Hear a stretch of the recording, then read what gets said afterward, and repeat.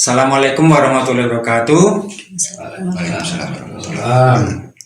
Pada podcast hari ini kita akan menghadirkan tamu istimewa, seorang perempuan, Akamsi Mas Roy. Wah, Akamsi, keren. Akamsi Mas, anak kampung sini, anak kampung sini.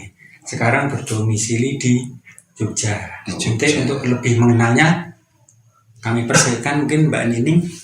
Mungkin nama, lahir di mana, terus masa kecilnya dihabiskan di mana ya Mbak Nining? Oh ya, baik, terima kasih semuanya, selamat malam. Terima kasih untuk waktunya di malam hari ini. Saya diundang di sini untuk bercerita, mungkin banyak kisah saya yang masa kecil banyak yang tidak tahu di mana sih saya itu. Nah, bahkan orang Romba sendiri tanda tanya. Banyak yang tidak mengenal saya atau mungkin hanya sedikit yang mempunyai kenangan dengan saya. Karena pada waktu saya kecil itu saya berpindah-pindah ikut Mbak Bit. Nah, Mbak Bit sempat tinggal di Kerincing, sempat tinggal di Klopo, sempat tinggal di Temanggung. Jadi saya sering bertransmigrasi ke kota satu ke kota lain, sehingga liburan saya di sini dan sekolah pun pindah ya. Dari sini sempat mau pindah ke Klopo tapi nggak jadi. Dari sini saya ikut Mbak Bit, dan inspirasi saya yang mau saya ceritakan adalah ketika saya kecil, mungkin yang penasaran dengan saya, di mana sih saya kok sering tidak ketemu, sering tidak ada. Nah, paling saya punya kenangan tuh di sini sama Mbak Isroiyah, Mbak Nana, karena sering main di kali yang seperti seumuran ya? Saya lebih kecil. Ya, lebih muda. tapi setelah itu saya menghilang. Menghilang. Menghilangnya tuh ketika saya SMP pun saya sering ke Solo 2 kali. Ketika liburan tuh saya ke rumah saudara, pengen mencari kerja. Di usia yang sangat dini saya ingin mencari kerja karena saya ingin membantu ibu saya, Mas Didi. Ibu saya, jujur kami bukan orang berada, kami tidak punya sawah, tinggal di kampung, bisa dibayangkan. Zaman masih susah ya Mas, tidak ada yang memberi panenan kalau orang dulu bilang tanduran seperti itu. Kadang ada, kadang tidak. Dan saya waktu kecil sering menghabiskan ke pasar, selalu ikut sama ibu saya ke pasar. Jadi inspirasi saya adalah saya harus bisa membahagiakan ibu saya. Itu kunci hidup saya dari awal seperti itu. Dan kemudian banyak cerita. Saya masih SD dulu model ngetap tembakau, dapur upah ya, di tempatnya Butin. Pak Mudi ya. Tinas ya Butina. Urek kacang, tempat Buim. Ya, terus banyak lah yang saya harus mengais rupiah membantu ya, mungkin meringankan ibu saya untuk mengeluarkan jajan untuk anak. Bahkan kita nyelengi ya, menabung. Kemudian SMP saya ada belajar di Tegalrejo, tapi setelah SMP pun saya harus bolak-balik ke Temanggung bantu jualan susu karena Kohin suaminya Mbak Bit ya kan punya susu peras. Jadi ketika pagi saya harus naik sepeda ontel dari rumah Mbak Bit ke rumah Kohin. Jadi saya jualin setengah liter. Mungkin 5 kiloan. Jadi berarti PP? Ya PP. 10 kilo berarti. Jadi pagi panen peras kita jual. Terus kemudian sore peras lagi 2 kali. Jual lagi. Berarti Mbak Nining ikut meras? Oh enggak, ada yang meras. Jualin aja. Ada yang meras, ada yang spesial ya. Jadi memang saya sudah terlatih dari kecil bekerja keras, mandiri, dan tidak mau mengeluh. Mungkin saya punya keluhan banyak, tapi saya tidak mau mengeluh. Dengan saya melihat ibu saya setiap hari ke pasar, hanya saya yang ikut di keluarga saya masih mungkin karena saya masih kecil ya Mas ya. Jadi tiap pagi jam 4 itu ikut mobilnya Pak Kolikin, nungguin rengginan di mana Tegalrejo, ke Ngablak, ke pasar Kaponan. Saya nungguin di pinggir jalan tuh takut diambil orang. Saya nungguin, padahal saya juga masih kecil ya. Cuman kan karena ada yang nungguin mungkin mantep gitu. Nah, kemudian pindah lagi ke dalam pasar, saya nungguin. Jadi saya sangat tahu pengorbanan ibu saya. Di situ saya punya keinginan harus bisa membahagiakan ibu saya. Nah, setelah itu saya sekolah di Semea Muhammadiyah di Jalan Tidar. Ya, Jalan Tidar, betul. Kota, Mas. Ya, kota. sekolah di sana karena itu pengalaman yang sangat pahit sekali. Yang tadinya saya pikir tidak ada orang yang akan tahu cerita saya, tapi ternyata ada. Teman saya sendiri lulusan dari Tegalrejo, dari Pangkat, Mbak Siti Arifah, masih ada dia. Jadi Mbak Siti itu sama-sama kita lulusan dari Tegalrejo, kita NU, kita sekolah di Muhammadiyah. itu sangat apa ya? Wah, orang NU masuk di Muhammadiyah. Wah, sampai kita tuh ya setahu saya wudu kan dari Rombeh ya, kita diajarkan kita melihat kakak kita melihat kita wudu seperti itu, kita bukan sekolah yang khusus untuk oh ini yang benar begini, yang salah begitu kan nggak ada ya Mas ya. Jadi ya saya terapkan di sekolah itu. Saya ketika wudhu saya ditampel, dijambak oleh guru. Ini seperti disco, ini bukan wudhu. Saya pokoknya pembulian yang sangat luar biasa itu Mas. Berat sekali buat saya sehingga dan kebetulan nunggak SPP ya Mas. Nunggak SPP selama 3 bulan. Akhirnya saya tidak diperbolehkan untuk ikut pelajaran perbankan, sementara saya ikutkan masuk di perbankan ya. Ngambil jurusan apa Mbak? SMK berarti ya. Kemudian saya tidak boleh masuk sekolah selama 6 bulan 1 semester di pelajarannya Pak Kuncoro, karena beliau ini adalah guru BK yang sangat menghina saya habis-habisan. Saya disuruh berdiri di depan kelas. Cuman karena ketahuan makan mangga bareng. Tapi memang karena sekolahnya waktu itu strict sekali ya Mas ya. Besoknya saya dibelikan mangga 5 kilo disuruh habisi. Hukumannya? Ya, sampai giginya sakit semua, kita bertiga. Tapi saya yang paling kena parah. Akhirnya saya berontak, tapi saya tidak mau mengeluh, tidak pernah cerita. Di dalam keluarga saya itu saya tidak pernah cerita. Akhirnya karena saya sudah tidak boleh ikut pelajaran, terus ibu saya dipanggil karena memang keadaan tidak mampu waktu itu sekolahin kakak saya juga. Jadi ya sudah, saya lebih memilih diam, saya keluar. Sehingga saya keluar itu. Kelas berapa itu? Itu hanya 3 bulan Mas, mau 4 bulan di sini ya. Kelas 1 berarti ya? Ya. Masih kelas 1 ya Mas? Ya. Lalu saya mendaftar di Sinar Matahari. Masuk di Sinar Matahari di Pecinan. Ya. Saya kerja. Toko 90-an ini ceritanya nih. Kerja. Itu flashback kemana itu Mas? Saya zaman-zamannya itu. Zaman saya, Nyon Sewu, tak potong. Kelahiran lulus aja, lulus SMA? Kalau lulus SMA, saya kan nggak lulus ya. Jadi tahun kalau misalnya 99 harusnya. Oh, ayo lulus dari Sinar Matahari. Salah nih? Kanan jalan. Enggak, saya 97. Oh, sudah 2 tahun ya? 97 itu saya kelas 1. Oh iya. Kemudian saya melamar kerja di Sinar Matahari, dengan di situ diterima bagian membungkus kado, padahal saya sama sekali tidak ada pengalaman, tapi ya saya usahakan. Nah, dari situ saya terima apapun yang ini saya terima, karena saya berusaha untuk keluar, tidak mau membebani ibu saya. Cuman saya tidak pernah cerita sama siapa-siapa Mas ya, seperti itu. Ternyata saya bertahan hanya 1,5 bulan karena sakit kan, dijemput sama Maju waktu ngekos di belakang Matahari Samban. Losmenan. Losmenan betul. Zaman dulu Losmenan. Kadang jalan dan tokonya tuh pagi buka, siang tutup, sore buka, jadi harus 4 kali. Itu kadang hujan ya. Gaji 150.000 waktu itu. Sebulan ya. 97. Belum kosnya berapa tuh Mbak nih? Kenapa? Bayar kos saya 50.000. Sebulan. Sebulan. Zaman dulu ya 45 atau 50.000. Jadi saya menerima gaji 100.000 di waktu itu. Kemudian saya akhirnya keluar balik lagi ke Temanggung, bantu jual susu lagi. Terus saya harus keluar dari rumah, gimana caranya. Nah, terus entah timbul, dulu kan kalau melamar kerja kan kita mau cari koran itu kan susah ya Mas Didi, pas depan Gardena. Nah di depan Gardena tuh dulu teman saya Mbak Waidah, itu adiknya Pak Robek. Nah saya selalu melamar kerja sama Mbak Waidah tuh sampai Ungaran, Semarang, putar-putar naik dengan tangan kosong. Kadang punya uang tuh cuma untuk ongkos dari pagi sampai pulang tuh nggak jajan sama sekali.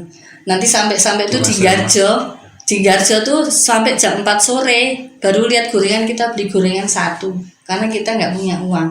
Jadi setiap hari mencari pekerjaan, dan lucunya kita ke Ungaran berdua ke toko kosmetik.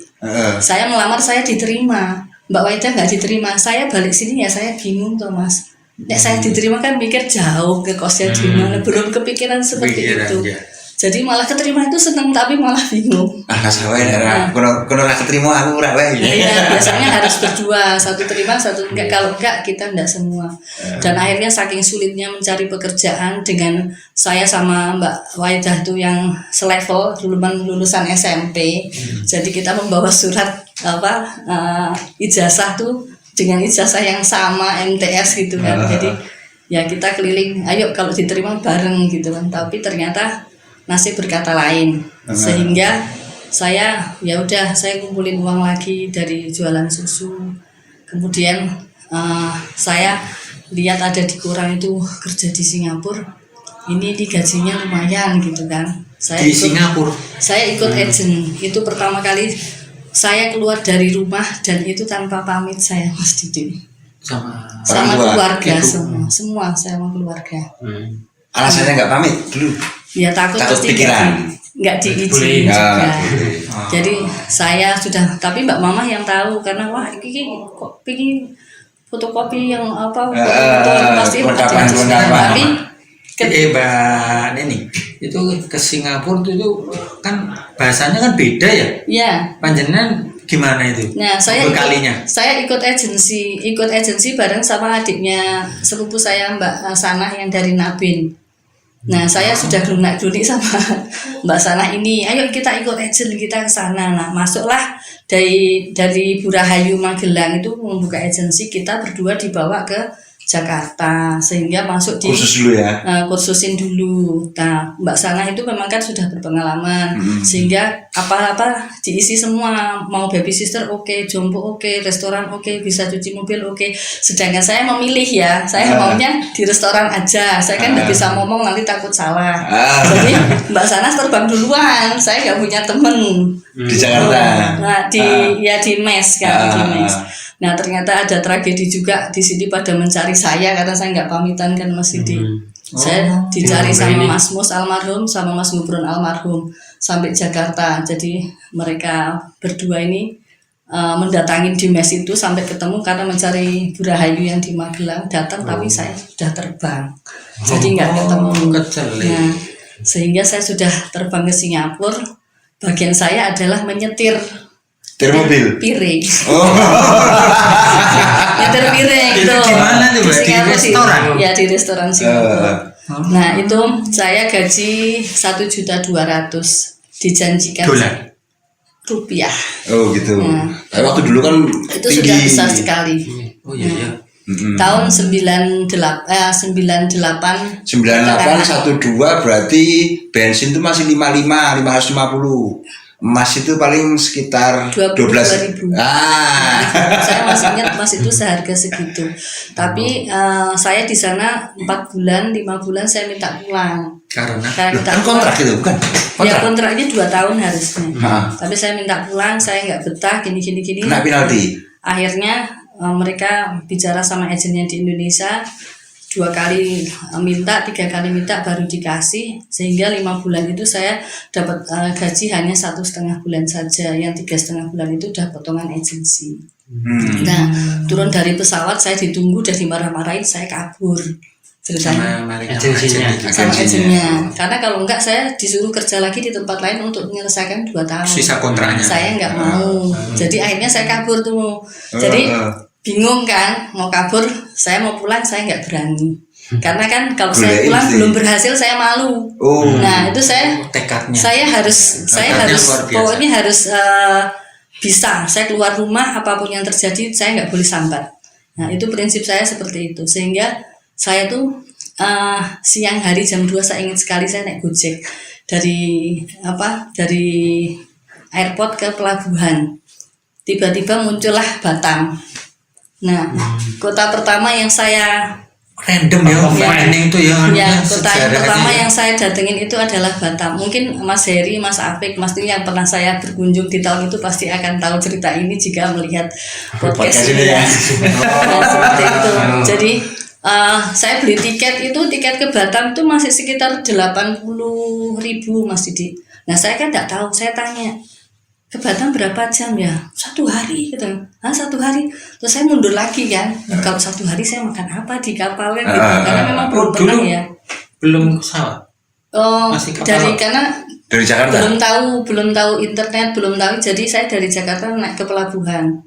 Nah sehingga saya setelah itu saya beli roti besar sama mineral yang besar. Ini cukuplah buat sehari di dalam pesawat, di dalam kapal gitu kan. Ternyata di kapal dikasih makan, Mas. Iya. Kan belum ada pengalamannya. Jadi dari situlah mulai sampai di Batam saya bingung juga karena saya mau kerja kemana kan. Saya juga nekat ke Batam gitu ya. Kalau kesempatan saya potong Mbak ini ke Batamnya itu waktu itu tujuannya kemana, mau mampir ke tempat siapa dulu? Enggak, saya nggak punya tujuan siapa-siapa. Cuman saya sering dengar di Singapura pada bilang ada beberapa orang Indonesia, di Batam kalau cari kerja gampang, di Batam cari kerja gampang, itu sudah sering saya dengar. Jadi makanya saya bertekad untuk ke sana tanpa tujuan, tanpa ada satu orang pun yang saya kenal. Saudara juga Dan waktu itu saya memegang uang 1.362.000 saya ingat. Turahan dari Dari Singapura itu.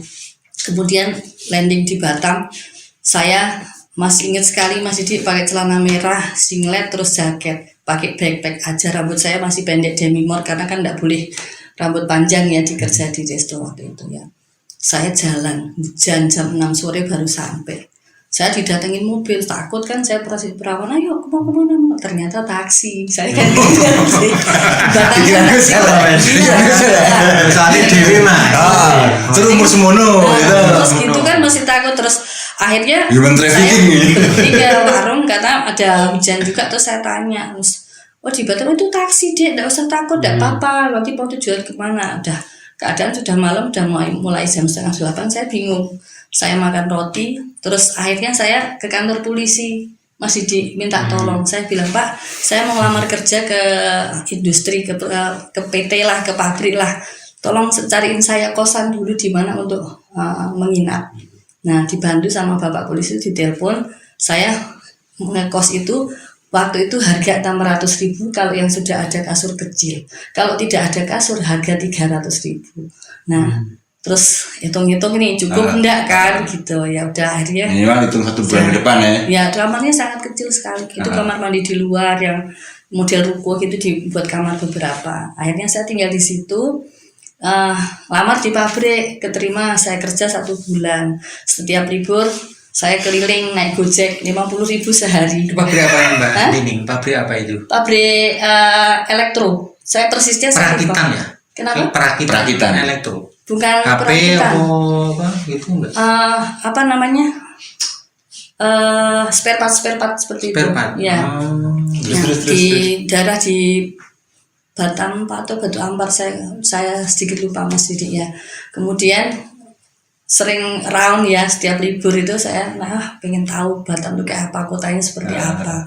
Nah, mencoba mencari kerjaan lagi supaya saya nggak mau kerja di pabrik gitu kan.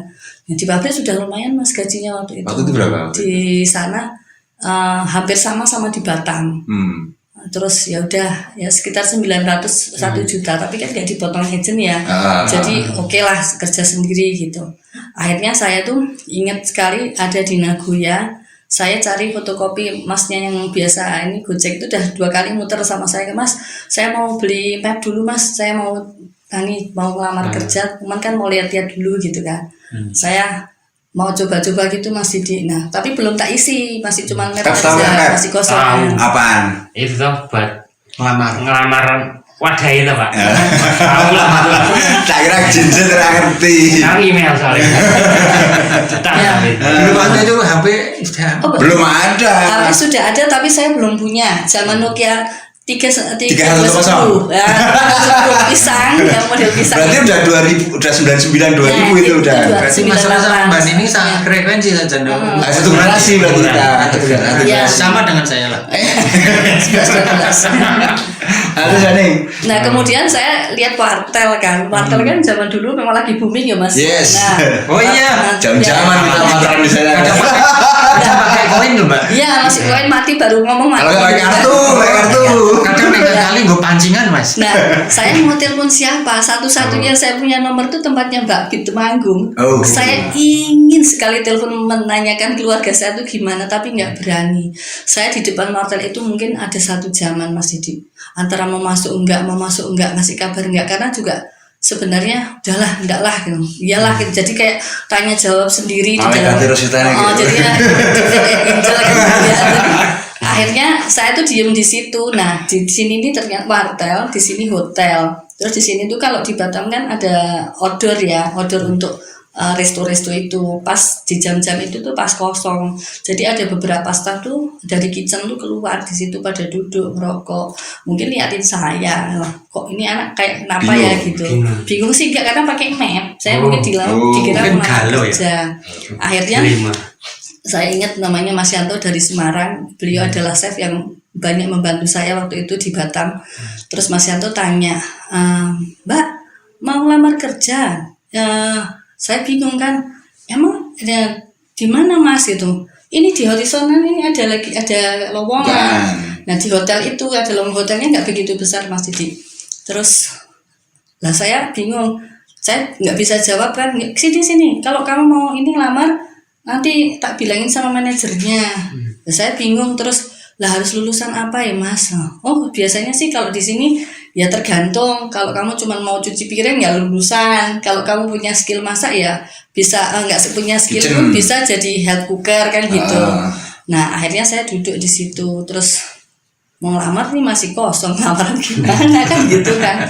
Terus dibantu, tidak apa-apa, ini aja CV-nya aja dulu. CV aja saya nggak tahu apa itu CV. Terus akhirnya dibantu lah sama Mas. Nah kebetulan memang sangat dekat sama manajernya, dan Mas Yanto orang Semarang, manajernya juga orang Jawa. Mungkin sama-sama saling membantu di perantauan. Dan saya juga dapat beruntung sebenarnya ya. Dalam perjalanan saya ini kan karena beruntung. Kemudian saya dibantu, Dek, tidak apa-apa, kamu kalau mau ini besok mau pindah kosan di belakang sini. Kalau kamu belum punya duit, nanti di pagi itu kan biasa ada breakfast nih, makanan kan banyak, kamu nanti makan dari sini aja, seperti itu. Ya udah, saya dibantu. Setelah dibantu, masuk di situ, saya bantu ngeprint di bagian reception. Di bagian reception karena memang yang dibutuhkan waktu itu ya cuma nganter sana nganter sini, terus ada GM-nya kan di atas kan di lantai 3 gitu. Jadi kalau nganter berkas kan masih manual ya, masih yang komputer belum terlalu hit waktu itu, jadi naik turun gitu.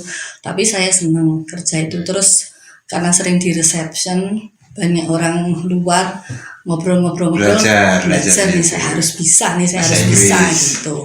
Jadi resepsionis belum. Saya kamus dulu nih Mas, kamus harus bisa. Saya nggak mampu ini kan otodidak, cuman tapi kan yang dipelajari kan cuma conversation tuh biasanya kan? Akhirnya saya ambil di English first, cuma 3 bulan 4 bulan harus berani salah, tapi mereka baik.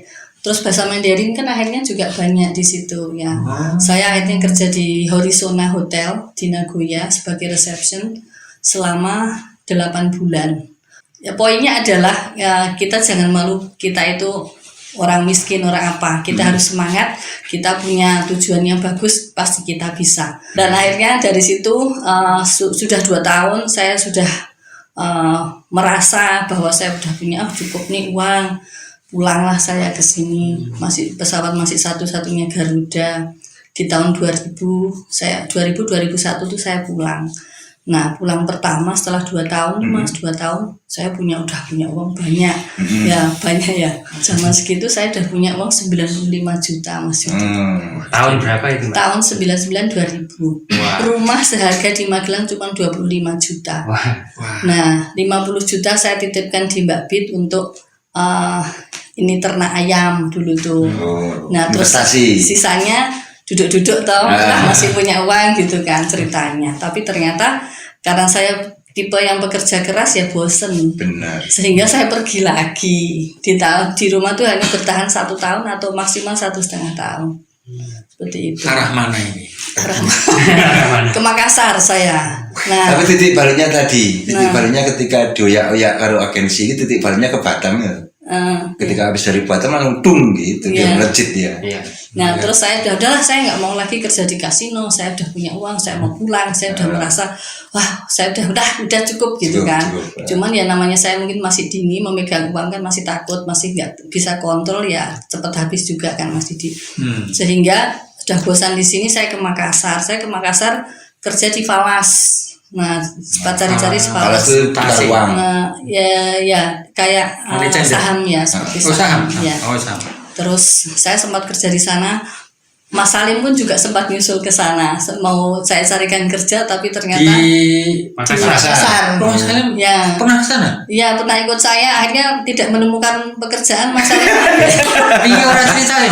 Ya, terlalu mungkin terlalu Didit ya. ya. Terlalu gagal mungkin.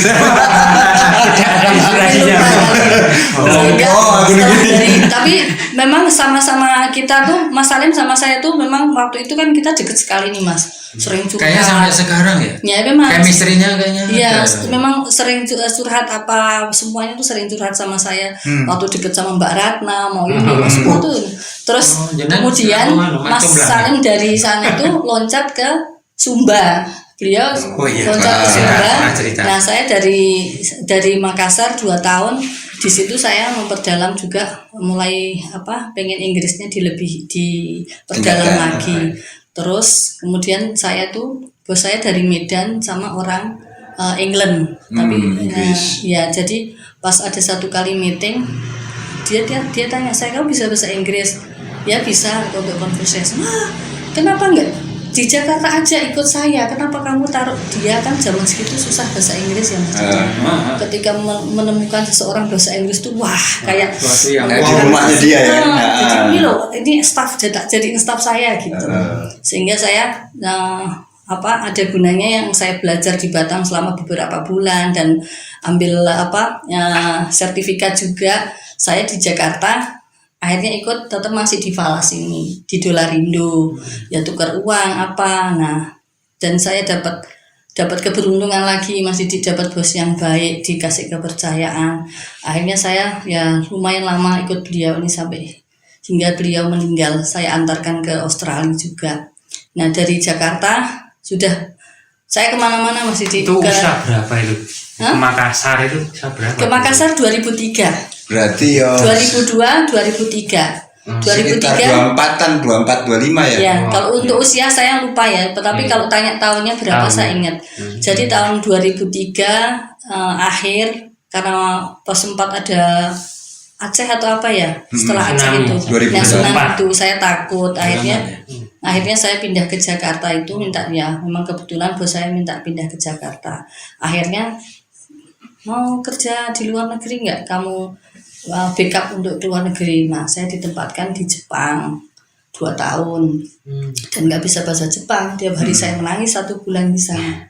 Nah kenapa nangis? Menangis karena kalau di sini dengan burung gagak itu ada orang mati ya. Nah di sana gagak semua, saya mati nih besok. Beda. Nggak ada saudara ya. Nggak ada saudara, nggak bisa ngomong, beli gula salah garam beli apa.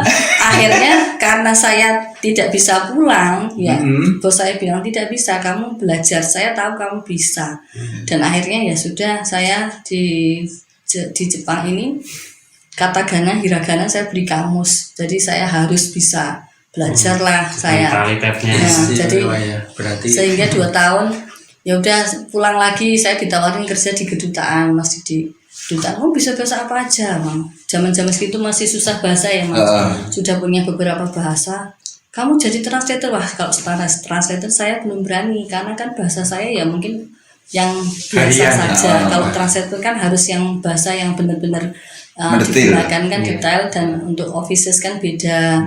Sehingga ya nggak apa-apa, nanti kamu belajar gitu. Nah sempat saya juga kerja di kedutaan Rusia.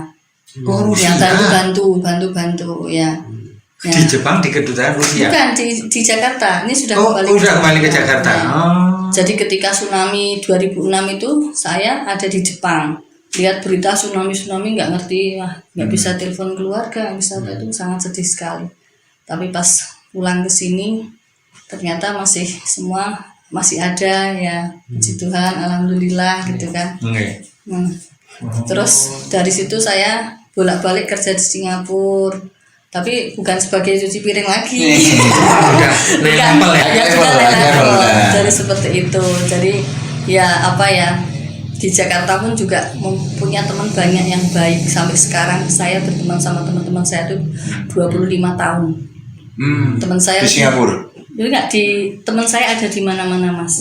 Karena masih ada semua masih ada. Hampir tiap hari kita punya grup circle masing-masing. Jadi yang dulu teman saya kita di kos kadang satu ke kamar berdua, kita nggak punya uang makan tempe bersama, sampai kita sekarang sukses bareng, pada punya restoran, pada punya ini semua.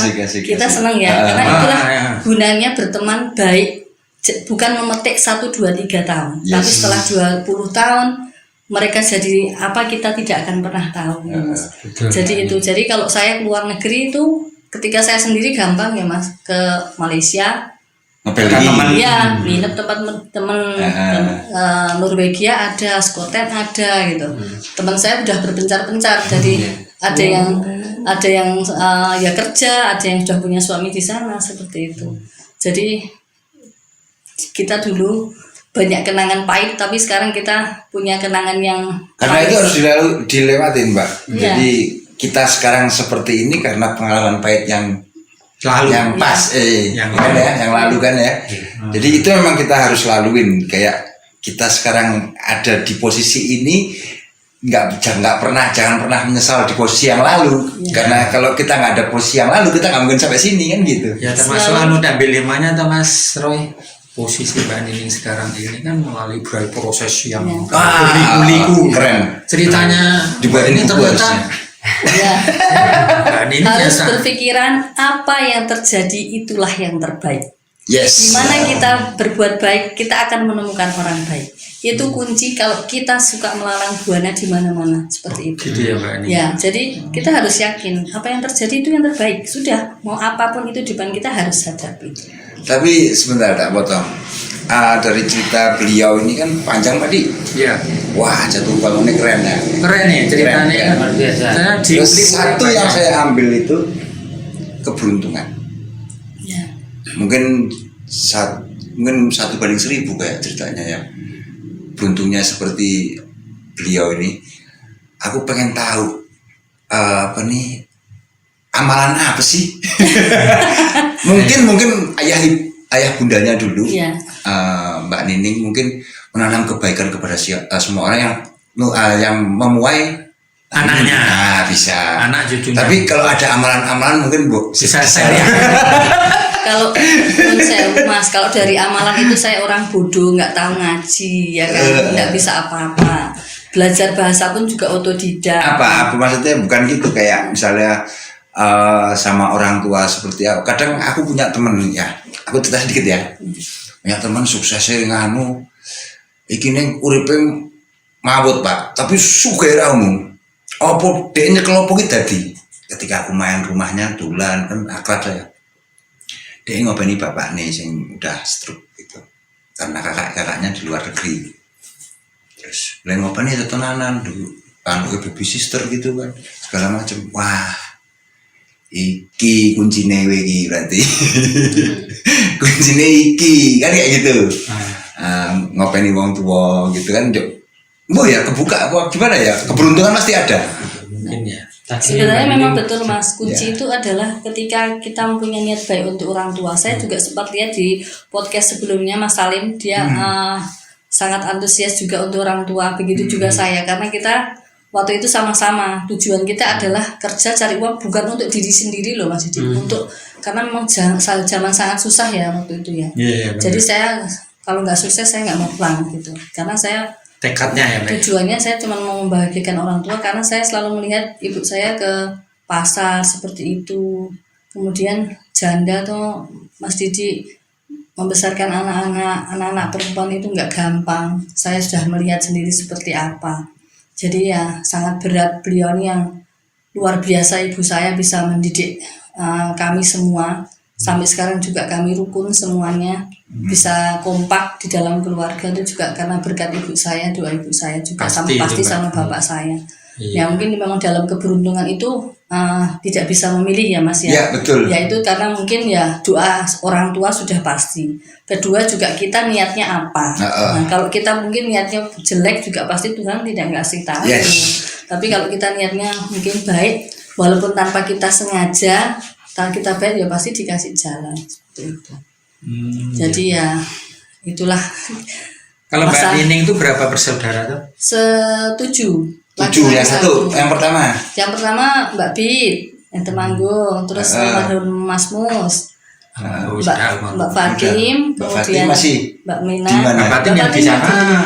Oh. Ya, terus Mbak Mina. Mbak Mina yang Giri. Terus siapa? Mbak Mama yang di sini. Mbak Mama. Mbak Ipah yang di Jambunan baru saya. Oh. Berarti Mbak Nining terakhirnya bungsu. Dari ini Pak, ya, dari ini wong Jawa ini apa anak bontot ini dadi sisan, arep dhuwur sisan, arep dablek sisan. Dari ini wong Jawa biyen. Ini bener. Apa cuman itu dia? Kalau ya, itu saya enggak tahu ya. Kalau dableknya kayaknya saya enggak deh. Ini cerita sedih. Siapa? Mbak Nining. Mbak Nining yang mana tuh? Tadi kan sempat ganu toh. Mbak Nining yang mana?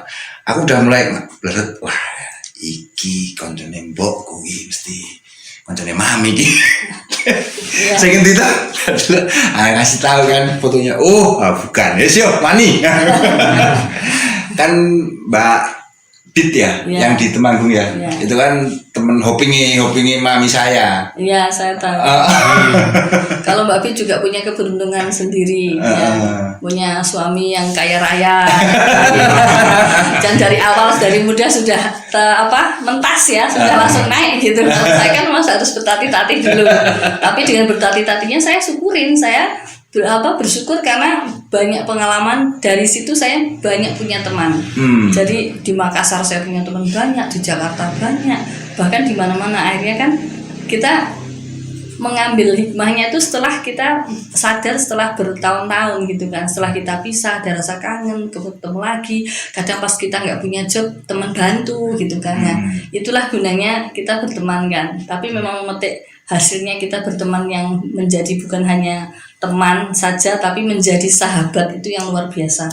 Karena setelah 20 tahun itu bukan teman lagi. Itu udah kita katakan seperti keluarga ya, seperti keluarga. Jadi yang kita busuknya seperti apa, kita ngomong kasarannya semua bareng kecuali kita ke kamar mandi kan gitu. Itu aja. Jadi poinnya Mas Roy, setelah apa yang Mbak Ning lewati setelah sekarang itu, setelah apa yang Mbak Ning miliki sekarang, terbesit gak what's next, apa selanjutnya? Seperti apa maksudnya? Sekarang Mbak Ning punya segalanya lah yang diimpikan dulu kan udah dapet lah, terus saya ini mau ngopo ya, pernah terbesit? Oh iya, saya selalu. Nah kalau jujur ya, kalau masalah my duty is my child ya, anak-anak saya. Jadi yang harus saya pikirkan satu adalah ke anak saya dulu. Jadi saya harus berpikir saya masih mau kerja hanya 10 tahun ke depan. Oh, saat ini masih kerja? Saya masih kerja. Ya, walaupun saya punya 3 tempat, tapi saya juga incas. Jadi, iya. Ketika nggak ada chef libur sebulan karena ada yang dari Flores kan mesti jadi. Bentar dulu, aku kalau belum tahu kerjanya. Maksudnya apa nih? Masih di food apa masih kayak tadi? Ya, saya masih di restoran. Masih di restoran, punya sendiri. Punya sendiri. Wah, ownernya. Jadi karena di situ saya belajar, karena saya selalu suami saya sebenarnya awalnya nggak bolehin saya kerja, karena udah tugas wanita adalah urus anak, nanti anak nggak kurus, karena prinsip orang bule kan nggak mau pakai nanny, pakai babysitter, pembantu boleh pulang sore, tapi kalau untuk yang anak-anak tuh harus kita pegang sendiri. Tapi saya nggak mau. Jadi saya dikasih kesempatan 2 kali nih Mas. Suami saya jatuh dari motor, patah tulang kanan, 3. Saya harus ambil alih semua kan. Itu Mas baru satu tempat, saya ambil alih semua, saya diam, saya nggak bicara sama suami saya kalau saya di situ belajar 6 bulan saya sudah bisa semuanya. Terus yang waktu itu saya belum terlalu bisa buat pizza. Nah kemudian sudah mulai sehat lagi, jatuh lagi yang sini balance jadinya. Jadi Iya. lalu mau itu. Akhirnya saya ambil alih lagi, kita buka yang kedua, saya beranikan, oh kita bisa gitu. Suami saya juga kaget, kok kamu ternyata bisa gitu kan. Iya, saya bisa gitu. Jadi saya harus bisa semuanya gitu. Konsentrasi semua. Sekarang kalau suami itu dari mana asalnya? Dari Itali. Italiano. Italiano. Italianya. Mana talinya mana? Saya punya Rumah. Oh, kok ibu Punya kota? teman. Kok bisa ke sana? Oh belum, kalau pas sama suami belum pernah sana. Kalau saya negara Ketemu sama suami? Waktu itu ketemu di mana? sama suami di Bali. Oh, waktu Pas saya itu. liburan. Holiday. Kalau saya sama suami itu memang suka traveling, tapi travelingnya ternyata yang berbeda. Jadi sebelum saya ketemu suami saya tuh traveling ke banyak negara, tapi negaranya yang beda sama saya traveling juga. Nah saya pernah di Los Angeles, Hong Kong, Macau, Jepang, Suami pasti yang nyari makanan enak. Malaysia, ya, Singapura gitu kan. Tapi suami saya tuh tidak pernah ke negara ini gitu loh. Jadi Thailand. negaranya bukan Thailand belum, malah India, India. Meksiko seperti itu. Jadi beda semua. Jadi ketika kita udah nikah ketemu, udah kita harus adventure ke negara yang belum pernah kita kunjungi kan, harus itu baru adventure kan. Kalau pernah kan Mana tuh? saya masih punya cita-cita pengen ke South Africa. Afrika Selatan. Iya. Nelson Mandela. Iya, pahlawan. Somalia, guys. Anu di Nah, oke. Somalia terlalu panas. Italia Mbak ya. Suaminya. Iya. Saya banyak. Tapi udah pernah sana? Saya banyak kenalan Mbak. Rossi kan? Orang Itali. Ya. Anu siapa itu? Gustav Meza. Roberto Baggio. Enggak, karena tapi udah pernah sana, Pak? Oh, ya. Udah pernah ke rumah ya? Ke Saya- mertua. Oh iya, saya baru pulang kemarin 1 bulan di Oh, iya? sana. Ya. Kolosium. Yang kecil itu kelahiran sana. Anak saya yang kecil, Kelahiran Itali, yang cewek. yang cewek. Oh, kelahiran Yang di sana. sana. Mbak Nining itu usaha restoran pizza. Ya, pizza pasta. Ada 3 tempat Ya, di di Jogja. nggak apa disebutin aja biar ntar mungkin kan teman-teman di rumah kan penasaran nih, kayak aku juga penasaran. Besok kita bakal potret di Jogja, bakal mampir. besok. Iya. Yakin saya. Oke. Di mana itu, Pak? Di mana? Di Jakal, Kaliurang KM 5, di Seturan sama di Sing Limpiangan. restoran mana sih? Aku kok Seturan di dekatnya Superindo. Samping bukan yang di depan itu. Depan hotel apa ya? Kejayaan kiri itu. Samping Superindo aja, utara Superindo Ah, di ah. deretannya itu. Oh, deretannya itu. Cuma 100 meter sebelah. Oh, Namanya apa Mbak? Kenapa? Namanya Aroma Italia. aroma. Italia. Karena kita dari Roma, kita pandemi di Kapan-kapan mampir boleh tuh Mbak Ning? boleh sekali, silahkan. Kok bisa itu udah apa? Ide dari suami apa gimana? Ya, suami saya kan memang basicnya pizza ya. Beliau ini Iya, dari sana ya. ikut champion juga pizza Oh, yang sudah juara 40 Pak, tahun tuh memang sudah menggeluti dengan roti dan pizza. Terus di Bali pun juga sempat kerja jadi manajer, sempat juga buka tempat sendiri juga untuk pasta dan pizza. Sehingga pas pandemi kita nggak tahu mau kemana. Akhirnya udah yuk banting setir, kita memutuskan dari Bali itu pindah ke Jogja hanya 1 minggu, bawa barang-barang 3 truk. Barang-barang. Oh, sekarang berarti stay-nya di Jogja. Ya sekarang di Oh, Jogja. sekarang di Temanggung. Ya, akhirnya di Jogja itu sehingga anak-anak mulai sekolah lah di Jogja ceritanya. Oh. Jadi kenapa? Pandemi itu titik balik buat ini ya. Ya, kenapa saya tidak memilih sekolah yang internasional? Karena buat saya internasional itu kan hanya fluent English. Yes. Jadi saya memilih yang National Plus karena National Plus itu ada 3 bahasa Mandarin, Inggris sama Indonesia, bahkan ada pembelajaran bahasa Jawa. Karena saya berpikiran kita kan ya mudah-mudahan harapan kita selalu punya rezeki ya Mas. Yes, Kalau tiba-tiba tidak punya rezeki, jadi anak bisa ngikutin pindah ke negeri masih oke. Nah kalau internasional mau pindah kemana kan gitu. Jadi ya pikiran saya sih seperti itu. Nah, jadi anak saya bukan di internasional tapi di nasional plus. Guys, Gitu. Banyak. kayak settlenya Mbak Nining aja masih kepikiran nggak punya uang besok. Kalian yang belum settle, kalian yang belum settle, masih pada boros.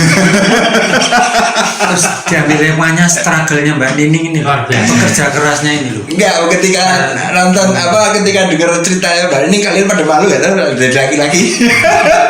Seolah-olah kita nggak ada apa-apanya. Iya. Gimana survive-nya dia?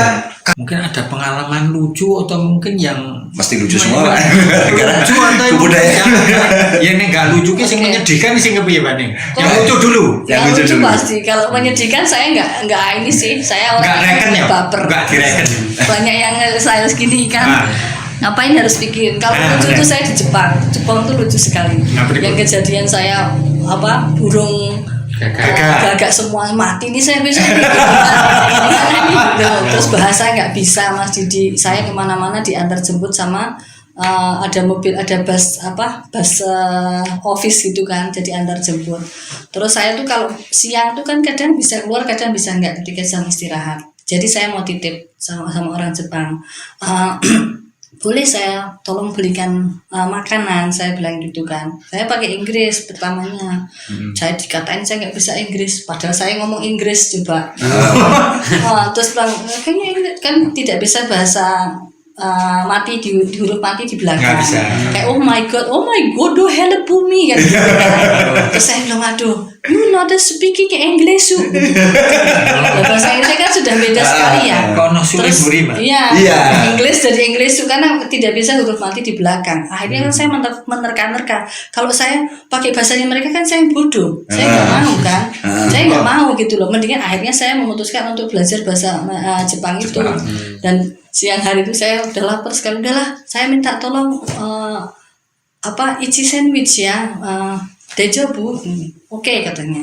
Apa itu nih? Ya udahlah apa terserah kamu belikan saya gitu.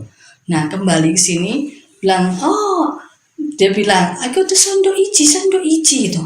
Sandoichi apa ya sandoichi gitu. Saya ambil ini sandwich, no sandoichi. Saya gara-gara cuman sandoichi itu sandwich, cuman mereka bacanya sandoichi.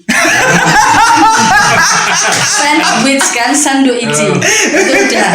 Terus saya kan tinggal di mes ya Mas Didi ya di sana, tinggal di mes.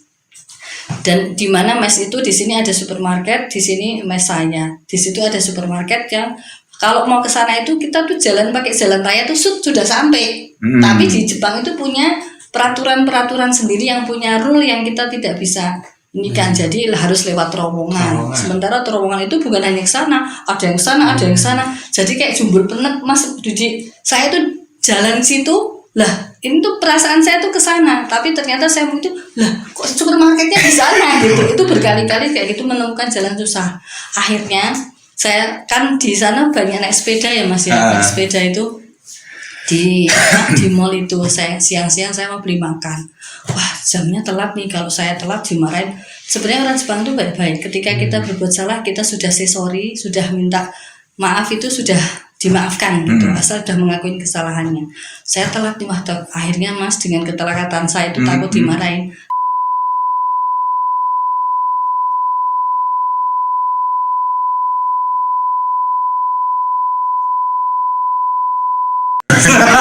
Keren. Nah itu akhirnya sudah saya bawa ke mes itu, wah di mes itu banyak hantu Mas, sudah banyak. Oh iya kah?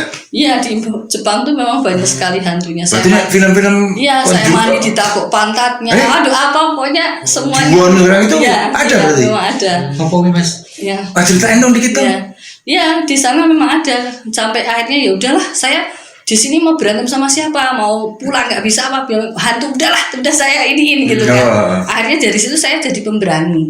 Makanya ibu saya bilang, "Kowe iki kendel banget wah." Rasa hantu tak Hantu Jepang rawani ragu Jepang.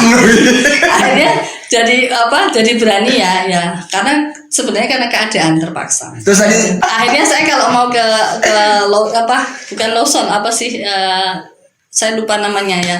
Jadi ke supermarket itu kalau malam saya mau beli apa, saya berani karena naik sepeda itu. Nah, nggak ada orang gitu kan. Saya lewat jalan yang jalan aspal, Mas. Jadi nggak ada orang, nggak kelihatan siapa-siapa. Polisi datang tiba-tiba. Ya, polisi datang. Terus saya tahu, saya udah bisa bahasa Jepang waktu itu, udah mulai ngerti kan. Anata, doko dame deso, nggak boleh lewat sini katanya. Wakata, Dame. ya dame itu nggak boleh gitu. Dame, Dame. wakata, wakarimasu ka? Pokoknya dimarah-marahin. Ngerti nggak? Kamu mengerti nggak? Saya langsung auto pura-pura goblok gitu Mas. I don't understand what you say. saya bilang bahasa Inggris karena saya tahu orang mereka kan nggak ngerti bahasa Inggris ya. Hanya orang-orang office itu pun nggak semuanya bisa bahasa Inggris. Jadi saya daripada bilang, denda. I don't know what you say. Terus kamu ikut saya dong. Nggak ngerti kamu ngomong apa, nggak ngerti loh. Tuh Filipina kah? Filipina? No. Terus mana? Terus jadi saya pura-pura bego aja, nggak tak jawab gitu. Mereka ngomong bahasa Inggris, bahasa Jepang itu, pokoknya kata-katain saya Mas. Tapi saya pura-pura. Akhirnya capek sendiri kan. Ya udah pergi gitu. Bosan dewi Jadi ya. aman ya. Enggak, aku ceritain Juan tadi dong. Ya itu. Yang paling mengerikan pertama di sana. Yang paling mengerikan yaitu Mas. Jadi di sana tuh sering gempa ya. Gempa tuh hampir satu hari itu 8 kali. Wah, mati di sini. Tapi kalau di gempa itu cuman hanya goyang-goyang karena rumahnya itu seperti ada benang gitu loh Mas. Yang gempa pertama saya takut, saya namanya refleks, yang saya ambil baju lari dari tangga gitu kan. Yang kedua ya udah tahu, udah biasa Apartemen, gitu. Di apartemen ya. Yang jadi sekarang sudah terbiasa dengar burung gagak, sekarang udah terbiasa. Pas setan-setan Itu yang pertama lewat di apartemen itu. Yang terowongan. Lewat terowongan. Memang kalau malam serem ya, jadi kayak ada bayangan apa. Nah, seperti itu. Kalau ngomongin setan bukan hanya di Jepang aja, sebenarnya banyak cerita saya sering ngeliat itu udah banyak. Di luar negeri juga ada setan ya? Iya. Kita bacain doa nggak mempan. Nggak mempan. Orang ngerti bahasa. Agamanya beda, jadi nggak tahu, nggak mempan. Gitu. Sekarang Mbak Nining, saya mau tanya, kesibukan sekarang apa Mbak Nining? Kesibukan saya Selain di sekolah. usaha itu loh. Ya, di Selain sekolah. usaha. Di sekolah saya selaku koordinator juga komite, kebanyakan di sekolah ya. Jadi hampir tiap hari yang kita tidak bisa hindari sudah sesuai komitmen yang kita terpilih dan dipilih. Itu ya adalah ketika ada meeting, ada briefing, mungkin ada perubahan kurikulum seperti itu. Jadi kita sering ada briefing, ada meeting di pagi hari, kadang ya sampai siang juga seperti itu masih di. Kemudian ada ini untuk anak-anak juga. Jadi setiap kali ada kenakalan anak-anak tuh selalu lapor saya. Saya tuh juga, saya sendiri udah sebenarnya juga stres sama dua anak saya. Komite sekolah. Harus ngurusin anak-anak orang lain. Komite sekolah ya, Pak, ya? Ketuanya yang Mbak Nining ini ya? Saya bukan ketua karena kan ada SMP, SMA dan SD. Jadi yang ketua adalah dari SMA. Ngurusin bos segala itu ketuanya. berarti. Ngurusin bos segala. Ngurusin dana bantuan sekolah. Enggak. Kalau kita biasanya hanya ada yang kurikulum, kemudian nanti ada pembangunan sekolah. Pembangunan sekolah tidak termasuk untuk pendidikan gitu. saja. Jadi untuk pendidikan itu adalah ketika pendidikan dan mungkin ada plus minusnya untuk dari anak-anak yang sekarang kan banyak ya Mas di sekolah yang anak-anak saya sekolah ini menerima semua karakter, dalam arti tidak disaring. Karena kan sekolah ya kalau di Jogja kan bilangnya sekolah mahal ya. Apa tuh sekolahnya? Bukan bilang mahal, emang mahal tuh. Jadi kan karena sekolah mahal tanpa disaring, jadi siapa aja diperbolehkan masuk, sehingga di tahun-tahun ini banyak yang tahun-tahun juga sebelumnya juga banyak yang karakter anak minus karakter anaknya tuh banyak sekali. Jadi ada yang pembulian tuh sangat banyak di kelas, dan kebetulan kemarin juga terjadi sama anak saya, dibully juga. Itu juga memang saya hadapin juga Mas Didi. Memang ya saya datang bukan sebagai koordinator dan komite, tapi saya datang sebagai orang tua gitu kan. Yaitu saya selesaikan 2 hari ya. Banyak sekali sih Mas. Jadi ada yang anak kecil usia 1 tahun kelas 1 sudah sok bosi, karena kan memang dari keluarga kaya ya Mas. Jadi kan sudah bisa ada pembantu apa. Jadi makan jatuh tuh ambilin ya. Kelas 1 kan jadi udah nggak boleh seperti itu. Bahkan ada makanan yang nggak habis, maksa untuk temennya sudah habis, karena pulang mungkin mamanya harus bilang harus habis. Nah itu saya sering dimintain gimana advice-nya, Mas ini untuk anak seperti ini bagaimana. Ada yang anak-anak ya memang harus berkebutuhan khusus. Sebenarnya nggak terlalu yang berkebutuhan khusus seperti yang lebih itu enggak, cuman membutuhkan shadow teacher. Kalau menurut saya itu shadow teacher ya karena mau mengikuti di grade yang sama, shadow teacher itu adalah penting. Tapi ya harusnya ya sebagai orang tua kan harusnya tahu minusnya anak di mana. Nah, jika memang mau menyadari minusnya anak di mana kan otomatis bisa saling membantu. Tapi kalau orang tua yang karena arogan, karena sudah kaya, otomatis tidak mau dibilang anaknya seperti ini dan seperti itu kan. Itu yang susah. Itu yang kita hadapin tuh banyak kesulitan di situ Mas Yudi. Jadi ya di situ kalau ketika kita bicara di situ mereka adalah teman juga. Dan korban adalah teman, victim adalah teman, dan kita berbicara di tengah, kita jadinya saya nanti punya musuh seperti itu. Nah, di sekolah kan seperti itu ya, jadi lebih berat sebenarnya. Tapi ketika ada yang mengerti ya, oke. Karena kalau sudah diberi wewenang kita harus menyelesaikan, membantu menyelesaikan ya harus bisa kan seperti itu. Tapi ya tingkat kesulitannya itu macam-macam. Setiap kelas Ibu ini dewan komite Pak sekolah. Mungkin kan ada yang isu baru lagi yang baru kemarin nih. Mungkin Mas Adi ntar ditampilin di layar. Itu kan ada kejadian siswa itu dipukul gurunya nih. Kan tanya Mbak Nining sebagai komite sekolah. Terus ternyata si siswa itu kan merokok. Merokok. Saat pulang ngomong sama ibunya melapor polisi. Nggak terima anaknya ditabok. Dengan alasan mending anakku jadi perokok daripada ditabok gurune.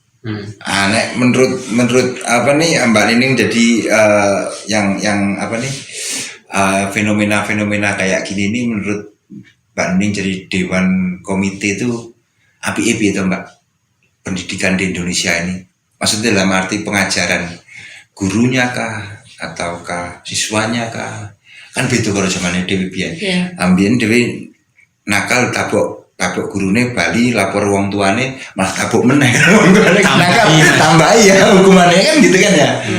Kalau sekarang kan beda ya kayak tadi yang orang kaya gitu tadi. Nah, menurut Mbak Nining gimana? Ya, jadi kalau menurut saya itu seperti ini siapa yang disalahkan adalah murid. Ya, muridnya. Karena penyebab masalah ini kan dari murid. Oh gitu. Bukan orang tua, bukan guru. Ya, jadi karena murid ini rokok, itulah sebabnya menjadi kejadian ini ada. Ya kan? Nah, guru tergantung orang tua ya. Kalau orang tua sudah memasrahkan anak di sekolah, guru adalah orang tua juga. Di sekolah dengan catatan memang mengajar dan menegur dengan hal yang baik. Mungkin kalau sampai turun tangan dengan kekerasan itu memang tidak benar. Tapi dinasihatin nah itu harusnya seperti itu. Mungkin dengan kekerasan itu memang sangat tidak benar. Dan peran orang tua juga sangat penting. Harusnya orang tua itu menyelidikin dulu. Harusnya kan ini kok di dalam rumah saya tidak pernah tahu, ternyata karena harus tahu. Kita itu kenakalan anak di dalam rumah dan di luar itu beda. Yang kita nggak tahu jadi kita harus tahu. Mungkin anak di dalam nakal tapi ternyata di sekolah diem. Mungkin dia anak sebaliknya juga kan, di dalam diem tapi ternyata di sekolah nakal. Nah seharusnya peran orang tua ini juga sangat penting. Selidikin, jangan langsung percaya karena ya penyebabnya kan ada di tengah. Nah, kalau memang orang tuanya bisa berperan dengan baik, harusnya, oh ya Miss, kalau seperti ini ya, itu memang harus disalahkan, karena kan kekerasan juga ya. seandainya gurunya tidak menggunakan kekerasan, harusnya kan tektokan antara parent dan guru, tektokan. Coba besok dilacak lagi. Jika ada kejadian itu atau sekitar jam berapa saya datang. Nah, jadi ada untuk kerjasama Saling itu mengawasi, saling saling mengawasi mengawasi. karena guru itu adalah bagian kita menitipkan anak di sekolah itu juga guru adalah orang tua buat anak-anak kita, ya kan, mendidik, membimbing dan memberi pelajaran-pelajaran bukan hanya secara yang mereka ajar di sekolah saja, tapi juga dengan budi pekerti yang mereka harus awasin juga seperti itu. Ya, menarik Mas. Keren. Keren. Beliau punya Random wawasan yang ceritanya itu luas. luas sekali. Kira-kira ada pesan dan untuk anak-anak Gen Z lah yang di kampung nih, supaya Anak-anak kampung sini. supaya lebih berjuang lebih giat tuh yang Atau di mungkin operator yang tuh. lebih lingkup yang luas masyarakat gimana? Ya, untuk anak-anak muda sekarang jangan pernah menyerah, itu satu. Jangan pernah malu, backgroundnya dari apa, siapa, dari kampung, seperti apa kalian, jangan pernah malu. Karena masa depan ada di tangan kalian semua, itu satu. Kedua, tidak akan ada yang merubah hidup kalian kecuali kalian sendiri. Mulailah dari sekarang, Istimewa. bangun dari sekarang. Tinggalkan gadget hanya kalau kalian penting, tinggalkan. Bila perlu kalian lihat gadget untuk melamar kerja, cari info yang lebih bagus. Itu harus, ya, bukan hanya main-main. Gunakan waktu, karena waktu tidak akan pernah kembali, ya. Waktu adalah sangat berharga. Mungkin kalian sekarang ini tidak merasakan, kalian di usia 40 kalian akan pengen flashback, ya nggak masalah. Nah, pengen flashback kembali muda itu sudah tidak bisa lagi. Gunakan waktu sebaik-baiknya untuk mungkin tidak harus belajar dari sekolah karena kita tidak mampu harus kuliah, tapi belajarlah dari lapangan, dari luar. Nah, itu harus diambil intinya dari pengalaman yang luar biasa. Ciptakan pengalaman atau adventure yang belum pernah kalian ciptakan. Bila tidak bisa sendiri, sama teman. Kemanapun harus dijalani. Jangan takut untuk melangkah, mau ke kota besar, mau ke luar negeri. Karena langkah itu dengan kaki berdoa, kalian bisa sukses di mana akan disukseskan oleh yang di atas, kita tidak akan pernah tahu. Nah, itu Mbak Nining, saya mau tanya dari perjalanan panjenengan, mungkin dari kecil peran mama apa ya? Umi ya. Umi sangat luar biasa. Menurut panjenengan Umi itu seperti apa? Kalau mau beliau masih ada, ungkapan apa yang akan disampaikan oleh Mbak Nining? Ya, kalau mau nangis juga akan nangis. Saya selalu berkata bahwa hanya dialah orang yang saya cintai di dunia ini. Bahkan di depan suami saya, di depan anak saya, selalu saya bilang seperti itu sama umi saya. Sampai anak saya kan, kok memahami kok gitu ya. Nah, tapi memang seperti itu. Sampai saya selalu, umi sayangku sedunia. Saya selalu, kakak-kakak saya juga tahu. Saya selalu menyebut umi itu sayangku sedunia. Saya selalu bilang gitu. Bahkan saya ketika saya jauh tuh saya nggak tenang. Saya pengen selalu dekat. Ketika saya kerja di luar negeri harus menghabiskan pulsa. Waktu itu saya pulang, saya belikan HP. Saya harus bisa. Kalau sekarang kan ada wifi ya, dulu kan belum ada wifi. Nah, saya kasih HP itu hanya mau telepon. Dengar suaranya doang. Dengar suaranya. Padahal zaman dulu kan pulsa mahal ya. Mahal banget. Bahkan saya rela membayar tuh 1 bulan tuh 2 juta, kadang 1 juta hanya cuma mau mendengarkan. Pengen sama. Padahal kalau saya simpan, saya bisa, tapi saya nggak bisa tidak mendengar suara umi saya. Pagi aja, setiap pagi itu anak sekolah langsung saya telepon, saya video call. Jadi ya memang tidak ada yang bisa menggantikan sosok seorang ibu ya Mas Didi ya. Apalagi saya banyak perjalanan saya sama umi itu yang sampai saya itu kalau kangen tuh saya naik ke Kopeng, cuma liatin ke pasar. Napak tilas. Iya, napak tilas aja. Di sini loh. Kalau orang yang nggak tahu ya, cuma gitu doang. Tapi yang feel-nya kan saya, gitu loh. Jadi yang saya yang dapat tuh saya, feel-nya saya. Jadi seperti itu. Terus satu lagi Mbak Nining, saya selaku kemarin kepanitiaan 17 ya, maupun yang lalu-lalu ya, Saya ucapkan terima kasih atas support Mbak Nining kegiatan kemasyarakatan di dusun kita, Mas Rama. Betul. Ada support dari dia, jadi sedikit banyak kegiatan kita berjalan dengan lancar karena dukungan finansial. Nah, beliau ini salah satunya. Terima kasih Mbak Nining. Matur nuwun Mbak Nining. Saya sebagai kawan pemuda sini. Ya, sama-sama. Terima kasih. Ya, Lagi kan? Pak Didi. Oke. Ada pesan lagi Mbak Nining mungkin? Pesan saya Buat warga aja deh, buat anak muda. buat warga ya, selalu ciptakan open minded, itu satu. Open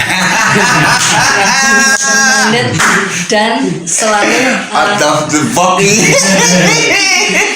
open minded satu, kedua ya bisa kerjasama yang bagus, karena dengan menciptakan kerjasama yang bagus tanpa iri, tanpa rasa itu akan membuat bukan hanya kampung sini saja, mungkin generasi muda ini kita tidak pernah tahu 20 tahun kemudian kalian bisa punya pabrik, bisa punya toko.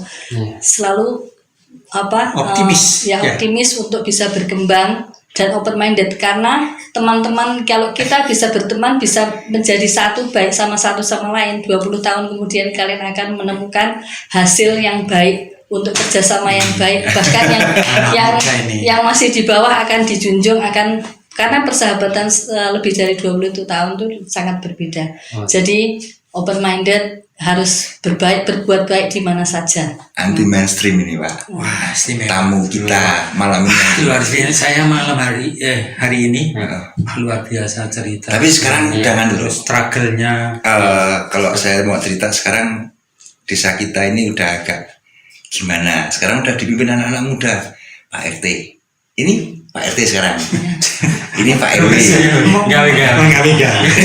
Agak lain. Jadi gini Mas Roy, walaupun bukan hanya saya saja, saya tahu teman-teman yang ada di luar kota yang berasal dari sini, ketika kita mendengar Rombe sekarang gini, kita punya feel yang berbeda. Oh gitu. Kita pasti mau ikut bangga, kita ikut bangga, ada kemajuan, kita ikut bangga. Makanya Rombe ini oke ya, orang kan mengimbanginya, ada ngaji, ada sosialita, ada semuanya, itu bagus karena kan memang harus berkembang mengikuti zaman. Yang penting tidak meninggalkan sholat, kan seperti itu ya. Harus waktunya ngaji, bersosialita, nongkrong boleh, menciptakan obrolan yang positif, ya itu boleh, itu harus. Jadi harus memang sering, daripada kalian di rumah gadgetan, ngapain keluar. Jadi keluar. Salah satunya podcast ini Mbak Nini. Ya. Ini ngobrol-ngobrol, tapi mungkin ada poin-poin yang perlu di-share. Iya. Salah satu Dari nongkrong. Yang nggak penting biasanya jadi penting. Oh iya. Dan beberapa pembangunan, beberapa kemajuan mungkin di desa ini dari ngomong-ngomong yang nggak penting kayaknya ya Pak ya. Dari jalan kemarin kita ngomong nggak penting, kejadian lah kita bangun jalan. Terus dari 17-an yang nggak penting jadi 17-an. Dari podcast yang nggak ngomong-ngomong daripada ngene ngomong dewe ngibah wong mbok gawe podcast wae gawe lah. Jadi punya ide-ide kan. Dari yang nggak penting aslinya. Beliau ini Mbak. Oh enggak. Mentornya media. Tapi bagus, karena kan Mas Roy pendatang, Mas Didi juga pendatang, tapi bisa mengembangkan, bisa memajukan dusun Rombe itu gemes, sangat bagus. Ya. Gemes. Tapi ini dukungan semua masyarakat, berbagai elemen, berbagai latar belakang strata. Kami cukup menyaksikan podcast hari ini. Kami tidak menyimpulkan, bisa saksikan podcast dari sosok ibu yang punya struggle sehingga bisa memposisikan pada saat ini beliau sukses menurut pandangan kami ini. Mudah-mudahan cerita Mbak Nining bisa diambil Inspirasi. Kebaikan inspirasinya. Saya Didi. Saya Rama. Saya Roy. Saya Nining. Saya akhiri. Wassalamualaikum warahmatullahi wabarakatuh.